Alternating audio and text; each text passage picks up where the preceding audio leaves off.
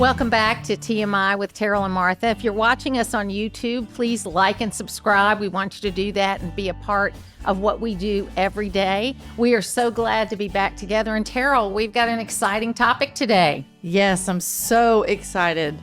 I don't think anyone in life can get through life without trauma in one way, shape, or form. So my great friend, Teresa Descilo, has decided to join us today, Martha, to discuss what she does for a living, which is basically she's a trauma resolution therapist. And a lot is involved with that. So it's a lot more than just general conversation. There's a lot to it. And she's got years and years and years of experience. So I'm going to let her tell everybody about herself and how she got to Gainesville as well. and then you and I can just kind of pick her brains. Yeah, so let's hear your story. Yeah. Well, okay then. We'll do an abbreviated version, of course, right? So, well, forever I've been into personal growth. It's been about that all along. And for many years I was involved in a growth path. And it was about increasing consciousness. It was about really being the best version of yourself. But we all noticed that if one had unresolved trauma, you're parked there, that it doesn't matter how much work you do, that there's still something that keeps bringing you back to that spot. Right. So that became a focus for the group as well, and understanding the impact of trauma, on all of us.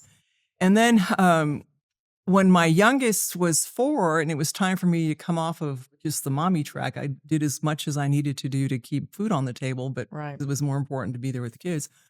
I basically decided that I would take the piece of trauma and bring that to the mainstream. That at that time, this was 35 years ago, and noted that the mainstream did not know what to do with trauma. So the wisdom at that point was the most you can hope for once you're traumatized is learn how to cope and manage your symptoms and take the drugs. So I went back to school and got my master's of social work, so I would have the key to open doors, because you need to have that kind of credential. The letters, the spaghetti after the name, and but it was not bad. I actually started with a psych degree, but could not do psych degree because it was so much what's wrong with you as opposed to what happened to you. And so I went to social work, which is always person-centered kind of a practice and looks at the whole person. And did that. And while I was on my social work degree and I was on my internship, I actually was in communication with a friend of mine from England who wanted to know what was up for victim services in Miami. And I looked around and found out not too much, but I ended up speaking to the head of victim witness services for the state attorney's office to find that they had just come off of a task force that identified that the mental health needs of crime victims weren't being met because they didn't want to go into the mental health system because they weren't crazy. Mm-hmm. They weren't sick. And that was, they'd had something terrible happen to them. And I told her what I did, and she said, "You must start a service." It's like, well, okay. And it was totally, I was coming off the mommy track. Okay, full confession. I didn't even know what the state attorney's office did. Okay, it was that kind of naive and off the beaten path. So I walked out of her office an hour and a half later with a memorandum of understanding and office space in the state attorney's office to start my program. Wow. In 1995. And at that point, I knew to take validated measurements for PTSD, depression, and anxiety, because what we were doing was not mainstream medical mental health. And so I wanted to be able to prove that what we did was effective. And since we had the late, great Denise Moon setting us off, all the doors opened and we had a flow happening. And within 3 months, we went from concept to having 3 interns, and it was amazing. And it grew. It just probably grew. Because it was successful. I imagine. Well, it was because it was true and it was needed, and right away we were able to show results. And then over the years we grew into doing psychoeducational groups. But if there's only one thing we could do for people, it was this one-on-one trauma resolution approach that is effective in helping a person basically pull up the unconscious parts of the traumatic memory and integrating that with the part of the brain that is responsible for conscious memory, so that it is no longer an unconscious memory that has the ability to impact you. Right. So we did that. Along the way, we added yoga. That was the first thing we added, was yoga. And then we added transformational breath. And then we added singing bowls. And then we Well, then we added chiropractic, and then I had a free medical service for 3 years. And then we had acupuncture. So we had massage, acupuncture, and all of these things because basically the mind and the spirit can heal, but the body that has been impacted by the trauma chemistry over time basically needs a longer time to heal and come back to normal. So that was basically how I got started. Officially retired in 2017, but I realized I was retired from stress and not from my work. So here I am. Still doing the job. Still, yes. Do you have any good questions for her, Martha? Yeah, Because I've worked with her, so I have a little bit of experience with Teresa, and I have to say it's been pretty mind blowing and really successful as far as helping me with different concerns that I've had in my life. So how do people start with you? Because I think that trauma is a word that I think today is so overused. Okay. They use it for everything. They use it for things that are trauma. They call things that really aren't trauma, because to me, trauma means a very serious issue impacted, and not to belittle the way people feel about anything that happens in their life. Right. It's a specific thing. So how would somebody start with you, and how would you identify what they might need? Well, a lot of times the main manifestations of trauma are post-traumatic stress disorder, which, if you have it, boy, you have it. And if somebody around you has it, they have it. And then depression and anxiety. So a lot of times those are the presenting issues that people have. And sometimes people are just about trauma, but quite honestly, it's actually harder to engage people when you say, "Do you want to resolve your trauma?" Because they immediately kind of get the fear of the thing. People don't want to think about trauma, so Right. so it's kind of harder to come in just that way. That being said, with my agency, it was not hard for people to come in. We want to help you. Well, they were victims of crime too, so you had this horrible thing happen to you. So what's happened, it's about what happened to you, not what's wrong with you. And so they were willing to come in and all of that. But I mean, currently still people find me, and sometimes it's because they know they're traumatized. Other times it's because they have intractable symptoms. Usually people come see me too when they've tried everything else. And, and that doesn't, I'm fine with that. That's Whatever works. Whatever works. Right? Bring it to me. It doesn't, you don't scare me. You know what I mean? There's Right. Kind of a deal. So people usually find me when they've tried everything else, or when they've heard that somebody, mostly word of mouth, because that helped. I mean, did that answer you? Well, it does, but I think what's so, it goes so against kind of the conventional wisdom where, you just kind of have to pull yourself up by your bootstraps. I mean, everybody has difficulties in their lives, right? And the difference between people who are successful people and people who are unsuccessful people are the ones that can learn how to deal with those things. Now, that doesn't always mean stuffing them and not dealing with it, the issue itself. I had an alcoholic father, okay? And, he was a wonderful man. He was a functioning alcoholic. He had PTSD from the war, from World War II. He had survivor's guilt, so that he never dealt with any of that. Right. But it was an issue in our home, and it took me a long time to kind of deal with that and understand that. And I made a lot of bad choices for a period of time. And so I think that there's a balance I think you have to find. And you can tell me if I'm wrong. You're the expert. Absolutely. But there's this balance between kind of saying, okay, I got to just put one foot in front of the other every day until I don't think about putting one foot in front of the other. Right. And then you also have to identify what's making it difficult for you to put one foot in front of the other. Does that make sense? Sure, that makes sense. And I mean, most everybody's had to persevere and go on, no matter what's been what you've been through or what you've gone on. There's really no options. Really. With that. Well, some people do break though. No, but people do break. I mean, there's in the literature you'll find that any trauma population, let's say even if you take disaster victims, you'll find that 1/3 don't develop PTSD. 1/3 will have it, but they'll have it for about a year and a half, and the other third will need an intervention before they're through it. So you're talking about the middle half, Yes. So basically that's usually somebody who has a good support system. So they're able to talk about it enough times so that after a year and a half, actually they don't have the PTSD anymore. So that's part of what it is. But it also can't be kind of stigmatizing that if you can't bootstrap up. I give the example of I have a late husband who was a Navy SEAL. So you could say we had some different coping ability, right? Yes. Oh, So boy. when one day we were out and somebody pulled a knife on us, and without him, I don't think his heartbeat raised, and he had the guy down on the floor with his knife out of the hand, and I'm telling him, please don't kill him. It's kind of the deal. And I'm like this at the side. Don't kill the guy that just attacked us. Yeah, and Yes. he's just like another day in paradise, And Yeah. then we had a small dog, and it broke its leg, and it was crying. And this man was a mess. I had to get him out of the room. He could not cope with this. This was not something he could deal Yes. with at all. That's not right, wrong. It's because we all have different coping Different. abilities. Like my favorite definition of trauma is a real or perceived threat of danger or loss that overwhelms a person's usual coping ability.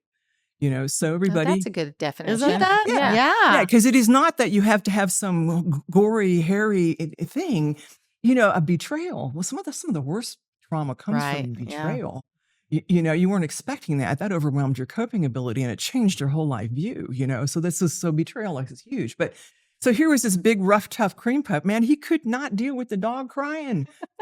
So again, not right. We know you're out there, so this is for you. Oh, actually, I'm sorry, he's passed, but that's Oh. okay. No, I mean for any everybody out there's person big, strong, rough, with tough. those personality, types. Traits. Yeah. Yes. Yes. Yeah, It's all I'm good. hoping that anytime we have this show, that things that you or Martha or I say, someone might hear it and they go, "Oh gosh, okay, that makes me feel a little better." Yeah. There's somebody talking about what I'm dealing with. Yes. Yeah. The other thing I want to mention here too is that people who do come through it, whether it's that 1/3 who work their way through it or the third who then get help, when they come through it, they are so much stronger, so much wiser. There's actually one of those scales I use now is called the post-traumatic growth scale, Wow. because it I has like that. Scale. Yeah, it is acknowledged that what doesn't kill you can make you stronger.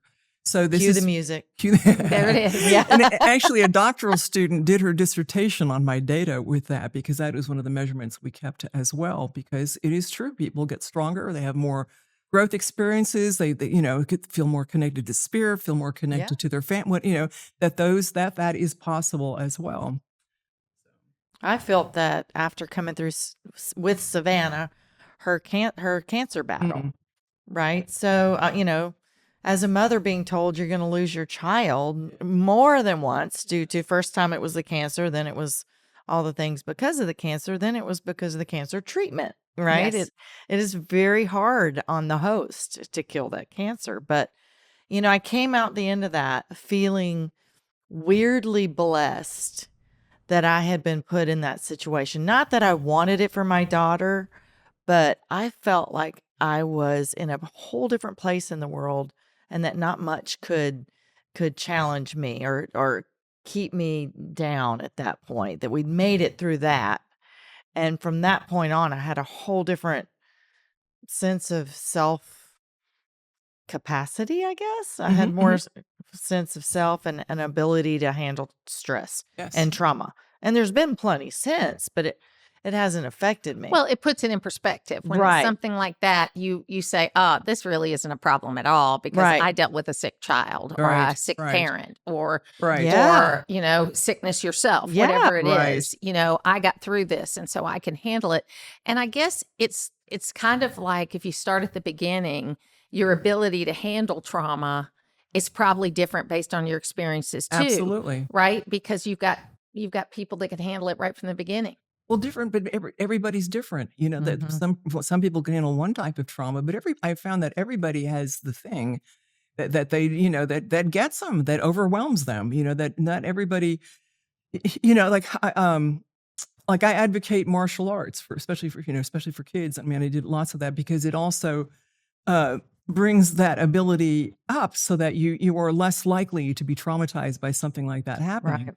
Right. And that also is one of the things too about people who resolve their trauma, that when you best some of the worst stuff that's ever happened to you, basically the next thing is like, So, how big of a problem is it, do you think, that there's a lot of people, because of the world we live in, and this is kind of a theme in all of our shows, we Yeah. talk about the impact of social media and Yeah. all the things we see, yes, is that how big of an impact is it that the average person sees a lot of things in their life that are never going to happen to them, never in a million years are Right. going to happen to them, but you have a unrealistic fear or a fear that they're going to. I have this theory that when you watch a lot of social media or you see a lot of videos, that you might watch the same video 10 times. In your brain, it's like that's happened 10 times Exactly. when I really it's only agree. one instance. Yes. And so it impacts you differently. So do you have to sort out kind of like impulses and things like that when you're trying to identify trauma?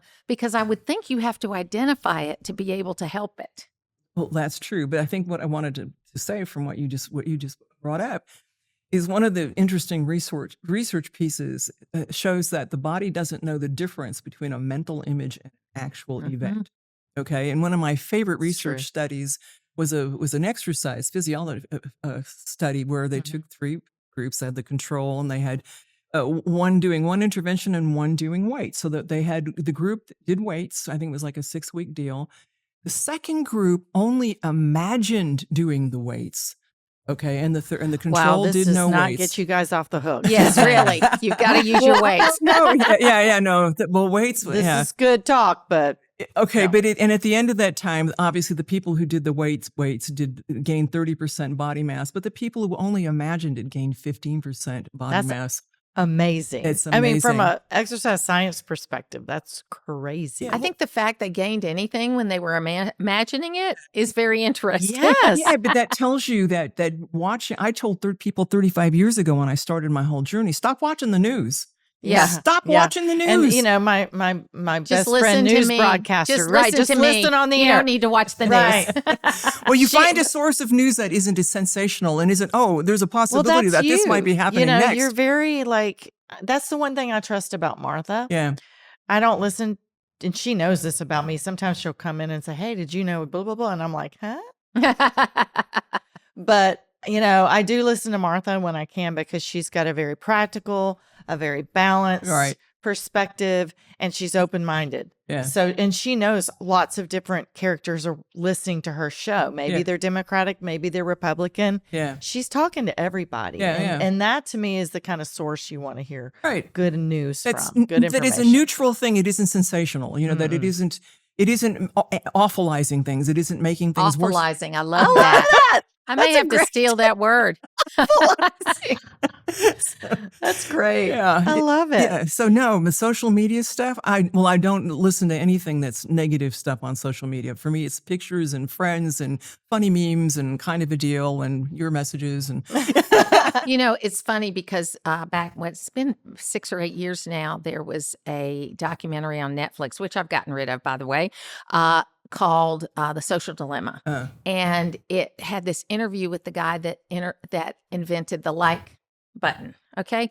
I mean, this guy really was trying to do a good thing with it. Do you know what I mean? Right. He was thinking, Yeah. this is going to be positive. This is going to be affirmation. This is going to be that.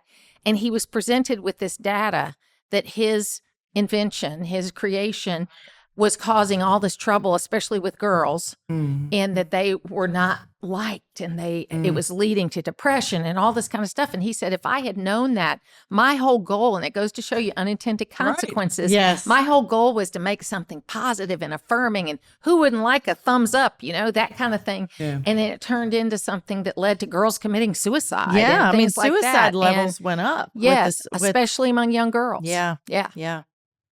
oh my. Oh my. Yeah. Well, I felt the selfie generation has played havoc on people's mental health too. Yeah. Because, you know, these pictures and these things that are changing the way people look, and you can see yourself with your favorite lips or your favorite eyelashes. And, you know, then you have to go look at what's there in the mirror, and it causes I think it's a long-term trauma. Absolutely. And I think trauma can be delivered in like one of those Chinese water torture. Yeah, one drip at a time. Yeah, just drip, drip, drip. And I think we've got to be real careful about that. You know, I remember just when Facebook came out, how bad I felt to not friend or unfriend, or I felt like I had to be friends with everybody. And, you know, it's like I felt really bad about it.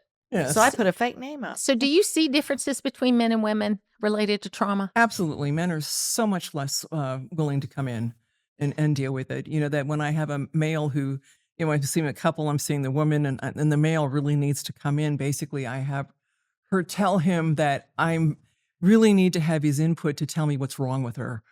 Yes.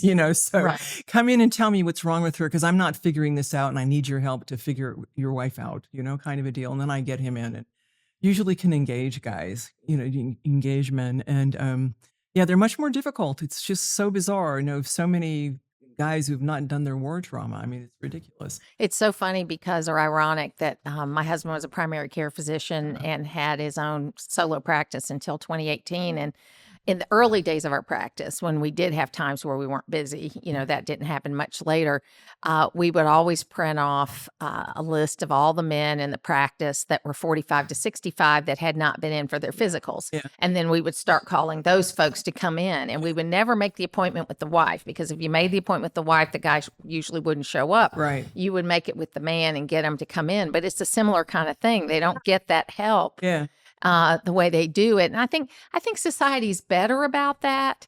But at the same time, I think that men do still feel like they have to be the strong one. Right. And they see acknowledging trauma or Physical mental stuff. health issues, Right. things like that, means that they're weak. Right. No, I agree. We did a number of guys. Hopefully this generation coming up with mothers who are aware of that, did a better job. I'm going to say with my kids, much better. Even with that, my youngest getting him to the doctor was just for a checkup kind of a deal. So no, it is such a bizarre thing. And what is it? Men live on average 7 years. They die 7 years earlier than Earlier. Yeah. women, and it has to do with the lack of self-care kind of a deal. So Well, we just talked about self-care, and that is an important part, I think, is mental health. And we haven't talked a whole lot about mental health. And these are the things that will help keep you well.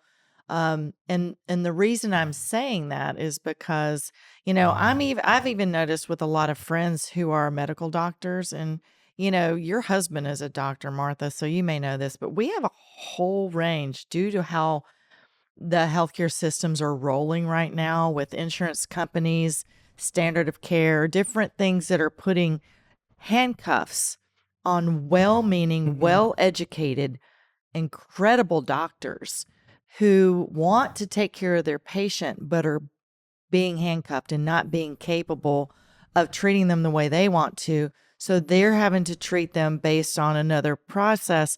They're going home. This is traumatizing them. And that, like the Chinese water torture, there are more and more medical doctors now who are suffering from PTSD similar to Army vets. Absolutely. Or any kind of vet from, any war, because they are being driven, of course, beyond normal bounds too, with the amount of hours they have to work, performing surgeries while they're sleep deprived, etc. Right? And then being told they can't care for their patient by the insurance company by doing a procedure they know will save that person's life. So that horrible. is it's horrible. And I would almost hope that somewhere along the way we can create something that will help those people. Well, there is some good news on that front, and then we'll get back to traumatic memory and good. identifying that, because one of the things that the Health and Human Services is doing is they're going to make it where insurance companies are going to not have to be able to require pre-certification. So the decision will be made by the provider and the amazing. doctor in their office, and not some person that's never met the patient. Right. And it's telling what you can have and what you don't Right. have. So we're getting there. Oh, that's amazing. I can remember a time my husband was on the phone with some nurse that worked for an insurance company. I'm sure she was a very nice person, but it was a Friday, and what they wanted was to send the patient home over the weekend and then come back in on Monday for the test. Well, this patient was not stable. And so he says, fine, if you want that, you can come here and discharge that patient, because I am not going to discharge this Good patient for him. because they are not stable. He took a stand, yeah, though. I mean, he says, I'm not doing that because that's not medically It's not in medically their best best for this interest. patient. Yeah. And I'd like to say a little thing about this. There also has to be help for physicians that is not tied into the system, where they're not going to be reported for having PTSD, depression, or anxiety. And it can't be dependent upon a DSM, the diagnostic code, which is ridiculous. I mean, that's a terrible thing. I'm so sorry.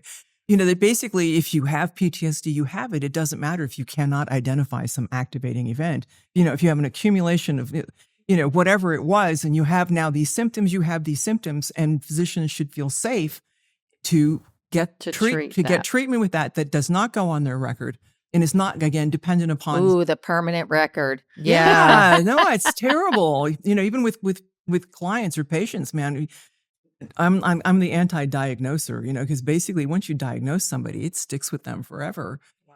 Plus, most of the time it's about trauma. It's trauma spectrum stuff. Well, I was hoping to segue ourselves before the end of the show into what I have learned very specifically with Teresa is how those hidden traumas or those emotional traumas that you might not even realize you're carrying set into your physical body and are very much often related to disease, tissue breakdown, gut disorders, cardiothoracic disorders, any of those. So just briefly, we won't have time for you to go over. She has a wealth of information.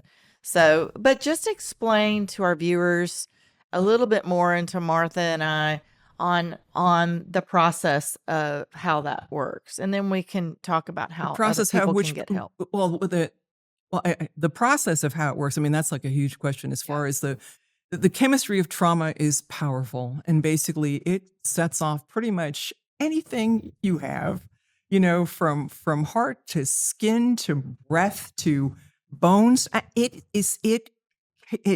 weight gain. I usually get people with weight gain, who won't take care of anything else, but okay, I'm gaining weight. And that's from trauma and stress. Okay, let me deal with it, right? It's all there. I actually made a handout, right, which I have available on my website if people want to see, where basically it gives you all of the different things that trauma chemistry sets off. And I'd say maybe 5% of the time, well, it's like strictly genetic. The rest of the time, maybe it's like they're ready to be triggered, and you have the trauma, and that's what triggers it, But and nothing is going to get completely healed until you deal with that ongoing unconscious memory that you don't know is there and that you don't know is impacting you. And you can even remember all of the car accident except for 10 seconds. And in that 10 seconds is set up the chemistry that is now completely impacting your life.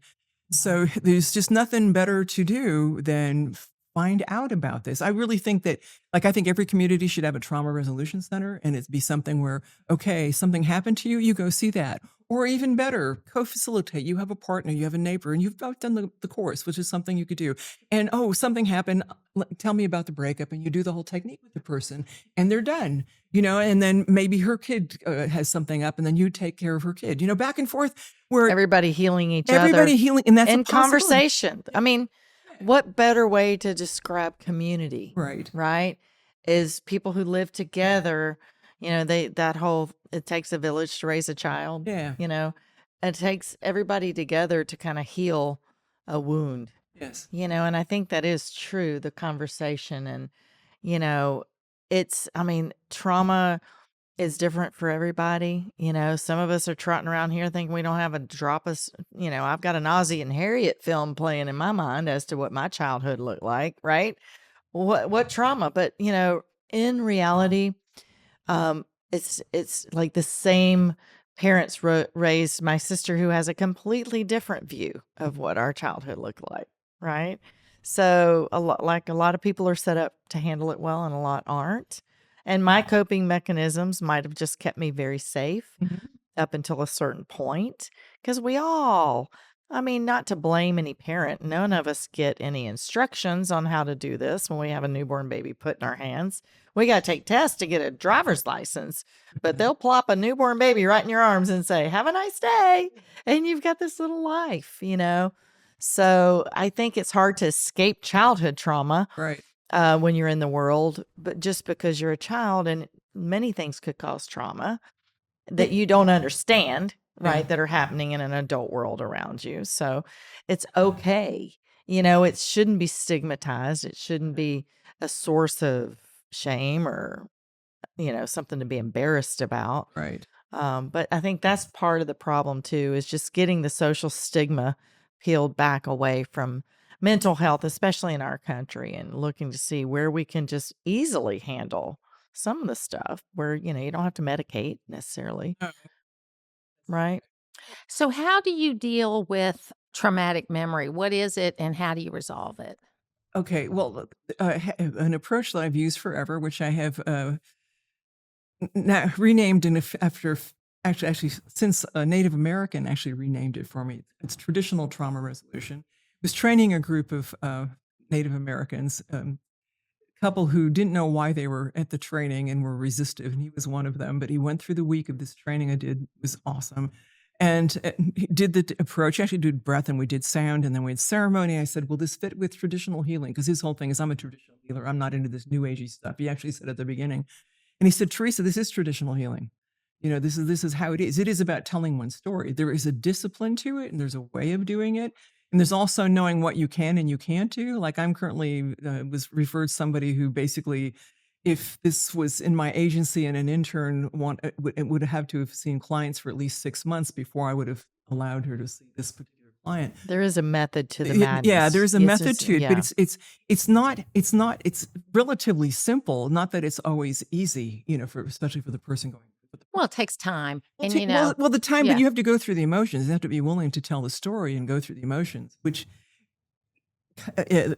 these sessions are untimed. You can't start a trauma session. 50 minutes is up. Let me just give you an extra Band-Aid. See you next week. Right. No, it's like you're with that until it's done. When I had the agency, we saw the family members of homicide victims, and we knew that was always a 3-hour session. So we would schedule 3 hours, because that was going to be a long haul of talking about, what happened and getting the person to a point where the traumatic aspects were relieved, but with a death, it doesn't resolve in one session. I'm grieving, but so it's an untimed session with a skill set that needs to be taught. That most people don't have this anymore. We have forgotten how to. Yeah, because we don't have conversation anymore. Right. We don't have text. I joke about texting. long dinner parties, and it may not even be a party, but we used to have these dinners. I had an aunt that kind of had a United Nations staying at her home in London, and she rented out rooms to girls that went to college. And That's every night amazing. around her dinner table was like a United Nations of food and talk, and it was hours long. Hours of conversation. And then the other thing is letters. You know what I mean? People used to write long letters with real feelings in them. Yeah. If you look at some of the old things that people would write, Yeah, it that's was very real feelings. I true. mean, I'm still one of those few people that do send out notes and letters and cards, but it's not letters. Like I've come across some of the letters I've written that I wrote to my parents when I was away at college in the 70s, and they were, 5-page letters telling them everything that's going on in my life, and we've healing. We've flipped that, we've flipped it into short segments because we're all so busy. Yes. Right. And it's sometimes easier just to stuff the trauma than to deal with it. Right. That's true. And also there's a certain amount, I think, of you've got to just sometimes move on. You've got other people in your life. You've got to take care of people. Right. And I know Right. that's sometimes You can't dwell on it. There isn't That's the time right. for it. You've got and I understand That's right. that. Yeah. And Yeah. that's absolutely true. God, I had a thought and I lost it. happens to me all the time. Of a But certain age. I love the aspect of what you brought up about the letter writing. Yeah. Okay. Oh yeah. Because part of healing any kind of trauma or part of just thriving as a human being is telling your story. Yeah. Yes. That's partially why we have created the Literary Society of Northeast Georgia that I'm a part of as well, because I want to encourage people. There's an author in every one of us. Everybody here has a story to tell. Everybody out there has a story to tell, right? And so my goal is to educate people on the value of those. You're an author. Yeah. Right? I mean, it's funny because right now I am I never journaled much while I was growing, I've got diaries, old diaries and things, but they didn't have much in them except some boy I had a crush on, that was just about, but now I'm writing. I started out trying to write a chronological, and then now I'm just writing stories as I think about them, as I remember them. That's so It's good. so funny. I wrote down some of the really difficult ones, okay? And then I read them and shredded them because I didn't really want to have them around for anybody to find, because I just wanted it to be for me expressing how But I you felt wrote it. about certain, You wrote it. certain situations, but I Right. didn't want to run it. Because, sometimes when you see things in writing, it can feel a lot more serious, I think, than what it is. And it feels more in the moment. You know, what's the old phrase, letters that cross in the mail, you know, where you wrote the letter and then by the time the letter came back, things were resolved, but then they weren't because of the letter. They got so it the goes letter, back and forth. Yeah, that goes back and forth. That's there's way a great old Barbara school. Streisand song called Letters That Cross in the Mail. You should get it. It's in the Way We Were album. So it's pretty fantastic. So I think that's interesting. And I love what you're talking about here. And you mentioned a little bit about breath work and things because everybody's not going to be able to find someone like you. I mean, I hope, but you've got X amount of time in a day and that kind of thing. What are some tips you can give about things that people can do to kind of center themselves maybe before Even they would in the talk to moment. somebody like you or in the moment? Yeah. Sure. Well, definitely breath work. I mean, the easiest way to change how you're feeling is to change how you're breathing. And that is all over the internet now. I mean, you can find YouTube on just any kind of breath. What would we do without YouTube? Like and subscribe, okay? Please. So there's all sorts of breathing techniques that are done. Just quick and easy ones. I mean, just after a session with a client who's feeling kind of really subdued, good but subdued, I'll do a fire breath, which is sort of panting into the nose, you know, a few times. There's all kinds of breathing techniques that activate the vagus nerve, which is the nerve that gets the relaxation response going through. I do and also in terms of other things to do for practice, yoga. You know, have a yoga practice, Tai Chi, Qigong, all of these practices. Kind of slow movement kind of thing. Well, it helps get the body going in one direction and eventually helps stills the mind. And, you know, meditation, any kind of meditation type of practice as well. So anything like that. Truthfully, my mom, who had a trauma history from hell, started yoga in the 60s with the Lilius Yoga and You. And basically, she did after 20 years of yoga, she no longer had a personality disorder, you know, but she stayed at it, you know, and it was getting better and better over the years. And she did other things too, but the yoga, I'm sure, reset her central nervous system. So that's and I've actually prescribed that to clients who with personality disorder, stuff that was just too hard and too twisted and they couldn't sit still for the trauma work. Let's start you here, you know, kind of, you have to do this at least 3 times a week. And then breath work. You can look up breath work. There's tons of it, you know, anywhere. And then the singing bowls are awesome. Those are I actually done those forever. And then when my youngest son was in his physics degree, he came home because we used to do this as a family. I'd do the breath and sound of the family, and he was in the physics degree. He said, "Mom, I've got to tell you about cymatics."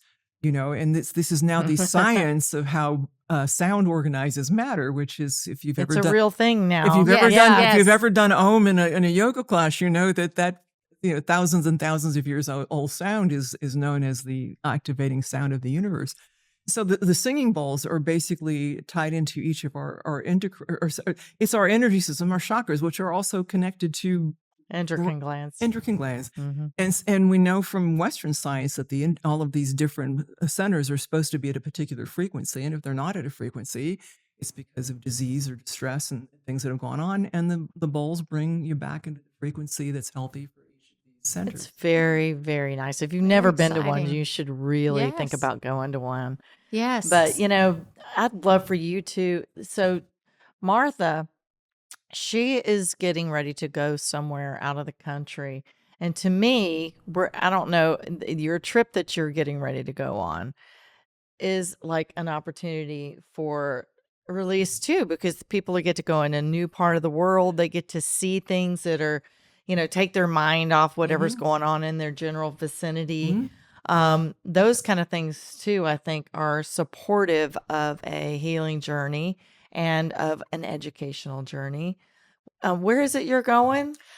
We've got a trip to the Mediterranean through the radio station and Colette Travel, also Peach State Bank. And so you can go to wduntravels.com, and we're going to talk a little more about that in a later video. So we'll talk a little bit about that. But thank you for bringing that up. Yeah, I wanted you to mention it because to me, if I could go, I would be going for sure. So you mentioned earlier you had a website. Yes. So tell us about that. Yes. Okay. So it's teresadescilo.com. It's TERESA and then DESCILO.com.